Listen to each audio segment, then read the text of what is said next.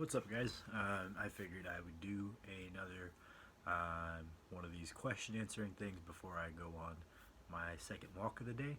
I got to keep the old neat high, try to keep my recovery reasonable even while I'm getting through my classes. I found that my steps dipped below about 4,000 a day, and I noticed a pretty significant difference in my ability to recover. So I'm getting those back up towards that 10K mark. The low back is already feeling a little bit better.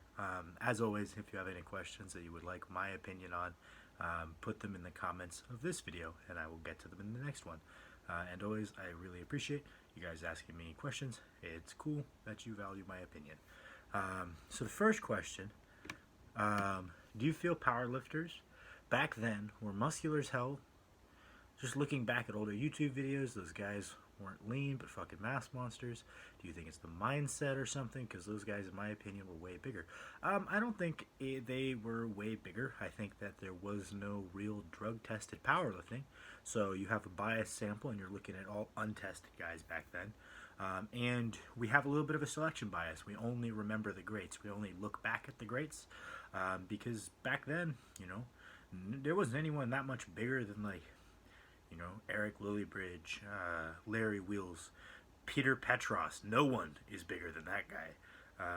You have I have no idea how to say his name. That big Ukrainian kid, Pavlo. There are guys who are bigger now than there were back then.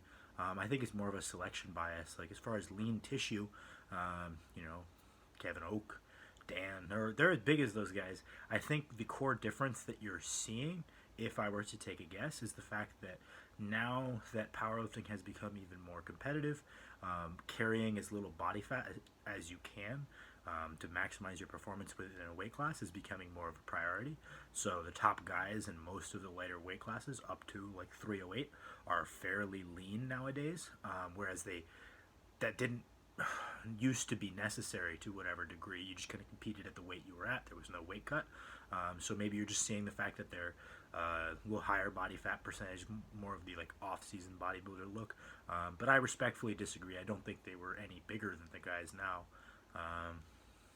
That's my opinion, though, and you are entitled to yours. Would you rather someone overshoot all the time or undershoot all the time? If there are two sets programmed at RPE 6 and the first one feels like a 6.5, should I continue using the same weight for the next set even if it'll be overshooting, or lower the weight for the second set by 5 pounds? Okay, well, so I'll go through. Those are both great questions in my opinion. The first one is it depends on the person. If it's someone who has trouble driving adaptation and their form is pretty reasonable, so we don't have to worry about them ingrading shitty motor patterns, especially if they're not necessarily the strongest person in the world, I would rather they tend to just slightly overshoot rather than undershoot, because if they fall into that category, they're just not going to be doing enough to drive progress. But if there's someone whose form is inconsistent, I don't want them overshooting to drill bad patterns. If they're really strong, there are bigger repercussions to overshooting than someone who's a little bit weaker. So I think it very, very much varies based on the person, whether you should tend towards over or undershooting. And as far as you hit a set at 6.5, it depends. If you're like, hey, I know I can make the second set a true 6 if I just try a little harder, or I clean up X, Y, or Z technical mistake, I would leave the same weight on the bar and fix it, try to make it a 6 without changing the weight. But if you don't have a discrete thing that you can point to that's going to make it better, I would drop a little bit off to hit the prescribed RPE. There's no reason to overshoot the second one just because you overshot the first one. If somebody would rather stay at a certain body weight and try to gain strength instead of gradually gaining weight and strength, would there be differences in training? Honestly, not really. You might see just a couple more work sets per week, especially in a hypertrophy phase, for the guy who's in a caloric surplus compared to the guy who's at maintenance. I would say outside the hypertrophy phase, you're not going to be looking at all that big of differences, because in the hypertrophy phase, we're going to be shooting to hit our right around our MRV to drive as much growth as we can. Whereas in the strength phases, it's more of like a minimum effective dose approach. We're doing what is enough to drive the adaptation we're looking for strength-wise. So it's a little bit of a different dichotomy there. And MRV definitely goes up a little bit in a caloric surplus in my experience, although this might vary from person to person as well. So I guess that would be my answer, is it's not going to look super different. Especially because you can't really compare it between people because we all have different MRVs anyway. You'd be comparing to yourself. So it's like, what would your program look like versus hypothetical you in a surplus, and it's just going to look like a couple extra work sets per week. Single versus double prong belts. I'm going to go with single. Double's just kind of a pain in the ass. I don't really see any benefit to the double. I think there's a good argument to make between single and lever belts, but double prong is like, I don't know, because people say, oh, you can get a little tighter if you put it on like a little at an angle, put one in, put the other in. You shouldn't need to get your belt that tight. You're probably wearing your belt too tight, like I did for a long time. If it's inhibiting your ability to get an air or set a full brace, you're wearing it too tight. It's not only not helping you, it is actively hurting you. Learning to brace correctly and taking it off would do you better good than just cranking it on, thinking that's giving you extra safety. Speaking from experience on this one. Knee pain after deadlifts. I feel it's due to really trying to keep the bar in contact with my body and having the bar constantly roll on my knees. It's normal. Sound like I'm doing something wrong. I wouldn't say that's normal. Usually he put that it's conventional. Generally speaking, knee pain is pretty damn rare on a conventional. Sounds like it's like physically from it hitting your knee. Man, I don't know. I would have to see a video to give you legitimate advice. As much as I would like to say something to sound like I'm all-knowing and smart, I would have to see a video to know whether there's some sort of like damage you're doing to your knee with the bar, or whether it's just a weird loading parameter or what it is. Maybe your knees are too far out of the bar, but really hard to say without a video. Thanks. I'll try out that death bench program. Yeah, I think it's a good one. I think it's a very aggressive program, and I think a lot of people who are coming from more conventional programs are really thrown off initially. They're like, oh, it's crazy, it's impossible. It's not impossible. A lot of people have done it. A lot of people go, oh, this is for enhanced lifters. I don't think that the volume you're going to be doing in a program differs all that much. I think I've talked about in a separate video. Yes, PEDs increase your recovery capacities, but they also make you larger and they make you stronger, and the increases in total load that come with that often not only negate but go backwards in the volume you're going to be able to handle, because yes, PEDs will increase your muscles ability to recover. No, they don't really increase your joints and tendons ability to recover, which very quickly become the limiting factor, especially if you're getting stronger somewhat rapidly. You know, if you're someone who's into PEDs, no, DECA isn't going to rapidly speed up the rate that your soft tissue heals.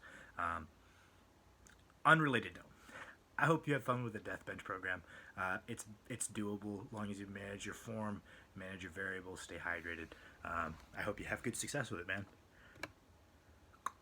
Sorry for asking so many questions. Don't be sorry. I appreciate the questions. Do you ever feel you ever over undershoot? How do you usually do this? Yeah, I do all the time. A lot of my programming looks a little bit different than how a lot of people will program, where I will have as many reps as possible with X reps in reserve, and I will think, okay, one more rep until I have 2 in reserve. That rep turns out to be a little harder than I was expecting, and thus I overshot the set. Undershooting, I don't think I undershoot all that often. If anything, my bias is to skew towards doing things a little bit too difficult. Which isn't a cool thing. It's just me fucking up. But can't say I undershoot very often, and when I do, it's usually intentional, and it's kind of an on-the-day auto-regulation thing, which as you train for longer, you'll know, hey, how much is enough to drive progress? Hey, how much is just beating a dead horse at this point? Honestly, applying more stimulus won't help me. There's some level of intuitiveness that comes with training that you'll see whether they talk about it a lot or not. A lot of high-level lifters, there is this intuitive auto-regulation that comes with their training and has to come about as you get to a certain point. advanced. But it's definitely something that's very difficult to teach because you don't know what's the threshold to be enough to get better and what's too much an arbitrary stimulus at that point. It's definitely something you learn with time. What coaches do you look up to? Have you ever come in contact with some of them? Well, I'm a hermit. I don't really come into contact with anybody, to be honest. But I really look up to Mike T. I think he is absolutely one of the best coaches in the world because I think one of the hallmarks of being a truly great coach is producing high-level athletes in a variety of categories, right? So he's produced, elite lightweight men, elite heavyweight men, elite lightweight women, and elite heavyweight women, right? He's basically done it all at that point. You know, so I think that's a testimony to a really diverse skill set and flexible mind when it comes to coaching. Outside him, I would say I really like Sebastian Oreb. I like Josh Bryant's bench stuff. I don't necessarily love his methodology for the squat and deadlift just because I find the specificity is a little low and the results he produces on those lifts maybe is a little bit less acclaimed than bench. Not to say it doesn't work, just not my cup of tea. So those would be the three that I would point to off the top of my head. I'm sure I'm forgetting someone very influential, but I did get to talk to Mike T for like 2 seconds at 2018 Nationals. I just told him I like his podcast, and he said, "Thank you. We worked very hard on that," and that was that. So that's the contact I've had. Do you believe at some point in training the scientific best way? Do you believe at some point in training the scientific best way to train is more important than what works best for an individual in terms of being a beginner or advanced? You're my boy, Jerry, but I don't understand the question. If it works best for the individual, then that's best. At the end of the day, there is individual variability, and I think individual variability becomes more pronounced as you get more advanced. So, if anything, it's the opposite. You want to get maybe a little bit less scientific as you get more advanced and focus on what works for the individual, because I think that deviation starts to happen when they're a little bit stronger, right? And especially because you have to remember that most of these exercise science studies that we're looking at are conducted on novices or untrained individuals to standardize for training history. The degree that we can extrapolate those to average people is pretty reasonable, and the degree that we can extrapolate those to elite athletes is a lot more limited, right? So the further you get from the people the studies were conducted on, the less easily we can directly apply its findings to you, right? So if anything, the scientific optimal should be our starting point. Not that there is enough research to have a scientific optimal, by the way. That's just not there's not enough literature to have that, but a super evidence-based, scientifically well-founded approach is what you should start with, and then tailor the volume and the loading and the deloads and all of the loading parameters from there as you find what works for the individual. So I hope that answers the question. Currently, I am waking up around 245 pounds. I compete at 242. I would consider myself overweight and want to lean out, but I don't want to lose strength, as I have certain goals for my lifts before I turn 19. What is the best way to keep my strength while losing some body fat? Do it very, very gradually. First things first, if you don't eat a clean whole foods diet, one of the easiest ways to create a small caloric deficit and not really lose out on any micronutrients or important macros is just to cut the shit out of your diet. Like when I say cut the shit out of your diet, there's no science to say what's shit and what's not shit, but you know exactly what I'm talking about. And so just that might be enough to drive some level of body composition change that you're looking for. And then from there you can start tracking and put yourself in a small 1,500 a week deficit. So whatever that is, like 200 a day, a little bit over 200 a day. I try to aim for about half a pound a week of weight loss. I think that'd be a pretty good place to start. And then you can also remember that instead of restricting calories to create a deficit, you can also use increases in workload to create a deficit, which I think is generally going to be favorable. So some amount of conditioning work to create said deficit, as long as you don't compensate by eating more food. It's probably a little bit better. I think that the more food you can be going through while losing the weight, the better you're going to hold on to your strength. That's my bias. How do you personally structure your food intake around your training? on non-training days? Do you typically eat less calories? Okay, so for my peri-workout nutrition, watch my video right before this one that I made for the Team Spanaway page. I thought I did a pretty good job on it. I noticed those videos always get significantly less views, which is a shame because I put a lot more effort into those than I do these, preparing ahead of time and everything. But yes, I do drop back my calories slightly on my non-training day. It's just one of them a week, so I can't say that makes a huge difference, but I just don't see a need to consume a shit ton of carbohydrates, which are primarily an energy source, on a day that I don't expend all that much energy, to be honest. So I drop back my carbs, keep my protein and fat relatively the same. I do sometimes incorporate carb cycling, but that's not something I'm doing right now. I just kind of drop back my carbs on that one day. I wouldn't really consider that a carb cycling approach, to be honest. You should have a podcast. I don't know, one day, if people want to listen to me, I would do it. Why not? And do you do any forms of recovery rather than the basic sleeping, hydrating, and eating well, such as ice baths, hot baths, sauna? Do you believe any of these help? Do you have experience with them? Yeah, so I've got experience with all of them because I've tried all of them extensively, right? And this is one of those things that the science is right. Those first three things you listed are 95% of the equation would be an understatement. The only one that you're missing for recovery, so you've got sleep, you've got hydration, you've got nutrition, and you've got workload regulation. Those four variables account for 98% of your recovery. The only other thing I could slap in there that I think also goes in that 98% is NEAT. So maintaining a high step count per day is the easiest way to measure it. Just making sure you're moving. Motion is lotion. That'll help your recovery. What else do I do? I do some form of conditioning because I think that when you are in reasonably good aerobic shape, your recovery is substantially better. So maintaining some baseline aerobic capacity year-round makes my recovery go a lot better. But as far as passive modalities, which is what you're asking about, they don't. If they make you feel good, they make you sleep better. They relax you. That is okay. Just don't think that you're driving any notable physiological change in your body. Ice baths might have a role in recent studies showing that they can return. You can return to hard training a little bit quicker than you could without them, but they don't help with the recovery necessarily, if that makes sense. So if you're, let's say, powerlifter, man, I don't know.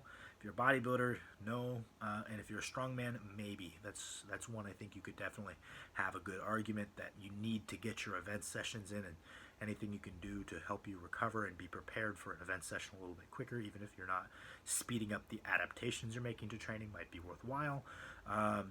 But all those things like cupping, massage, there's not really much science to support any of them, which isn't a death sentence. I'm not one of the people that says, if it doesn't have a study, I'm never going to do it. But that being said, we don't really even have a mechanism of action for why we think these things would help. So I would never, ever, ever use those as my solutions to a recovery issue, would be my biggest answer, right? We're always going to address it with those core things of NEAT, sleep, hydration, food, and regulating your training load, because if you address all those things other than training load and you still aren't recovering, you're doing too much, and a massage isn't going to fix it. You need to figure out, all right, how do I dial back while still driving the progress that I want to do? That being said, I do stretch. Not a lot of science to prove it's necessary, and my hero, Carlos Reyes, would say it's not necessarily the best use of time. Your mobility would stay if you just strengthen your muscles through a full range of motion and manage your recovery well and keep a base aerobic capacity. He said many times he's dropped doing any real specific mobility at any point since taking up those habits, and he's just as mobile as he's ever been. I would tend to agree that works for a lot of people, just strengthening the muscles through a full ROM. I do it myself because I find it's relaxing. I don't think it's necessarily necessary. But that being said, I just find that being able to hit certain positions cold is a real confidence booster for me. So I really focus on it. I'd say it's the only thing in those categories that I myself do. I hope you guys appreciated this one. I did my best. As always, it just feels like I'm rambling. I hope it doesn't come off that way. Let me know if you have anything you would like my opinion on.